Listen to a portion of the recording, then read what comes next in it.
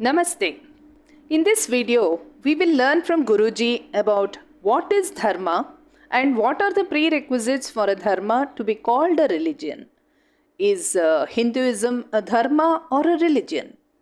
If it is not a religion, what are the reasons? What are Vedas and which are the Shadangas of Vedas? So, let's listen to Guruji's words on this topic. Supreme Court of India has ruled that there is no such thing as Hindu religion. It's a dharma. Dharma and religion are not the same. Hinduism is a vast ocean of many streams of faith and includes tenets of many religions. Let us see how this Hindu dharma originated. There is a beginning for every religion, but not for dharma. Dharma is something universal. Who found out that 2 plus 2 is equal to 4? Who ensured that the sum of all angles in a triangle is equal to 180 degrees? Euclid only discovered the fact. Dharma is the collation or consolidation of universal facts or the truth discovered by many people. So Dharma cannot have any single founder, while a religion has to have a founder. Hence, there is no individual founder for Hindu religion. Further, a religion is based on a single book or grantha. This is an essential feature of religion. For example, Christianity is based on the teachings of Bible. Islam is based on Quran. Sikhism is based on Guru Granth Sahib. The followers of that religion are required to adhere to the instructions contained in the book, else they will be expelled from the religion. Hindu Dharma is not based on any single book or text. There is the Ramayana, Mahabharata, Vedas, Upanishads, Gita, and so many. There may be someone who believes in Gita but does not believe in Ramayana.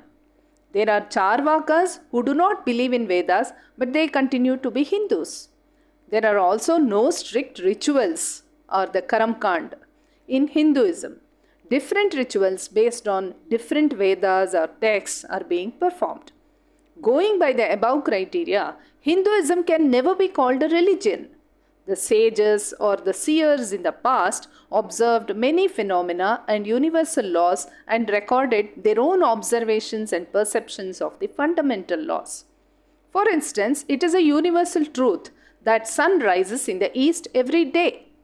Someone observing it may notice that the rays are seen before the sun emerges, or another might notice that the red color appears before the sun's rays, and these are documented by them. Although each seer has commented on different aspects of the sunrise, the universal truth remains that the sun rises in the east, and every seer has confirmed this fact. Hinduism is a collection of many such universal truths, observed and documented by many seers. Hence, Supreme Court ruled that this is not a religion. During Yakshaprashne, Yudhishthira was asked to define dharma. He replied that it is something which cannot be explained by logic. It is beyond logic. Can we explain history or mathematical theorems through logic? Shruti Vibhinna means different people have seen different aspects of the same law. Na eko muniryasya vachanam pramanam. We can't take the view of any individual rishi as pramana. Dharmasya tattvam nihitam guhayam, meaning it is very difficult to understand the tattva of a dharma since it is like a deep cave. Hence, each yuga has its own yuga dharma taught and explained by a seer of that yuga. Mahajano yena gata supanta. In each yuga, only a highly enlightened person with a vision had a deep understanding of the dharma and guided others in the best path during that yuga. Thus, Sanatana Dharma has not relied on any single rishi or seer. So we have to find out the genesis or the origin of our dharma. The literature of Sanatana Dharma is so vast and exhaustive that Dr. Radhakrishnan said that if we were to weigh the literature of Hindu Dharma against the literature available from all other religions in the world, it would still weigh more The amount of literature available is so huge that few scholars are able to master these.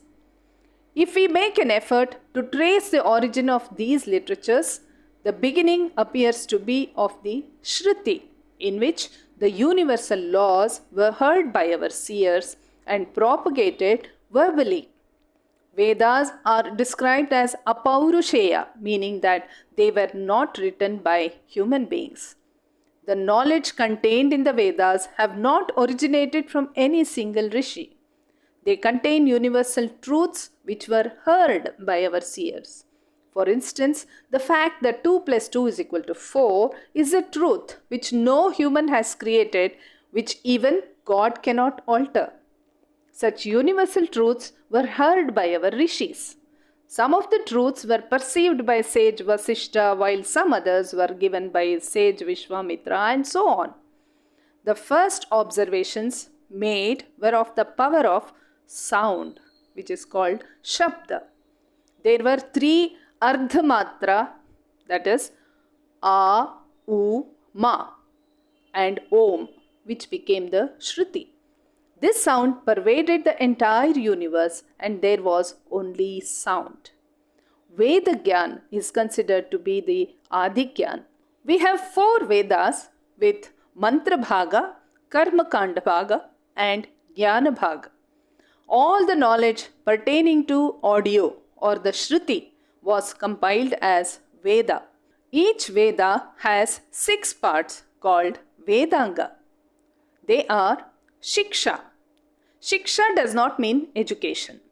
It refers to the phonology, that is the sounds or the correct pronunciations, since the first and foremost prerequisite for studying or understanding Vedas is the precision in phonology. Here Guruji narrates an instance where a person meets another person for the first time and the other person introduces himself as Veda Prakash instead of Veda Prakash. The person meeting him instantly loses certain amount of respect for him because he does not know how to pronounce his own name. Socrates also advised his disciples to accept an individual as a teacher only if he is a scholar. And the purity of phonetics, the nasal swaras, hrasva dhirga swar, alpa pran, mahapran, etc., these are very important for a scholar. It is believed that the pronunciation differentiates a learned man from others. Only a person with a sound knowledge of phonetics can chant the Vedas, and one's knowledge of Vedas can be assessed from his phonetics. The next anga is Nirukta. This refers to the origin of words or sounds, which is called Dhatu in Sanskrit. Some of the words have different meanings depending on the pronunciation and the context. It is the explanation of words, particularly those that are archaic and have ancient uses with unclear meaning in etymology. Here Guruji explains how the word mevava shishyate is misinterpreted, and few Brahmins performing the Purnahuti or the final offerings in a havan try to take away most of the offerings made to the deities by misinterpretation. Thus, Nirukta helps in proper interpretation of the Vedas. The next is Vyakaran. This refers to the grammar. Panini has developed the grammar required for the correct pronunciation and understanding of Vedas. Even Max Muller has said that even the Greek and Latin grammars are not as accurate as Panini's grammar. Without the application of Panini's grammar, there can be misinterpretation of the Vedas. Next is Chandas. Each word of Veda has some power if pronounced with proper intonations. This auxiliary discipline has focused on the poetic meters, including those based on fixed number of syllables per verse and those based on fixed number of words per verse. It also refers to the impact of the words through intonation of the voice, that is, the voice modulations to have the required impact. This is specially required in chanting of mantras. It specifies how hymns from Vedas should be chanted, which letters to be emphasized and sung at a higher note or a lower note. Next comes Kalpa. This is about the specific context in which specific hymns have to be chanted.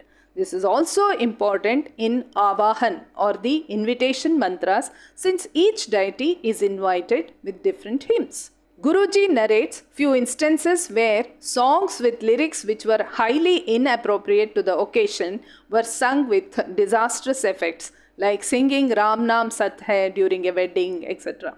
Hence, the appropriateness of the hymns to the occasion, that is Shrot Sutra, is equally important.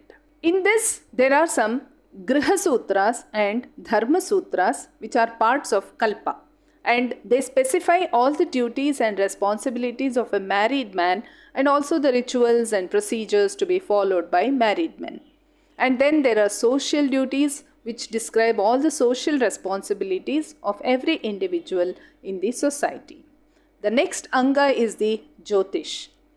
The time and planetary positions and muhurats required for each type of ritual activities are called Jyotish. Jyotish is called the eye of the Vedang, which can see into the future. This auxiliary Vedic discipline focused on the time. Thus, Vedas are said to have 6 organs, Shadang, which cover 3 areas. The first part is the Mantra Bhag, in which deities are praised and worshipped with different hymns or mantras. The second part describes how to invite and offer seeds to each deity depending on the hierarchy and the specific offerings to be made. This describes the ritualistic part of the Vedas. The third is all about devotion or bhakti towards Ishvara and other deities. The 4 Vedas deal with the above areas only. But questions like why should we offer a certain type of offerings to a particular deity only in a particular manner are also raised, which are dealt with in the last part, which is called Upanishad or the Vedanta. Upanishad means to learn from a guru sitting close to him at his feet, which is symbolic of a confidential knowledge shared only between the guru and the disciple. Vedanta is the knowledge of the supreme truth, which was divulged by a guru only to his favorite students. After listening to Guruji, I tried to find on the internet whether there are any religions without a sacred text. I found Neo-paganism, which is a life-affirming religion and believes in living life here and now. I feel this is almost like the Indian Charvaka philosophy. They also do not believe in another world. Shinto is another nature religion in Japan, which is polytheistic and animistic religion. The followers of this religion are Shintoists, and they believe in supernatural entities called kami, which is present in nature. Though they have 2 important texts called Kojiki and Nihonshoki, they are not holy texts. It is closely connected to Japanese value systems. There is one more, Azidism, which is a monotheistic ethnic religion which comes from Iranic Zoroastrian origin. This religion also mentions 4 elements of nature: fire, water, air and earth that are not to be polluted. Viewers, please read about them and let me know whether these can be called religions or not and your reasons for classifying it. Please let us know in the comment box. Thank you.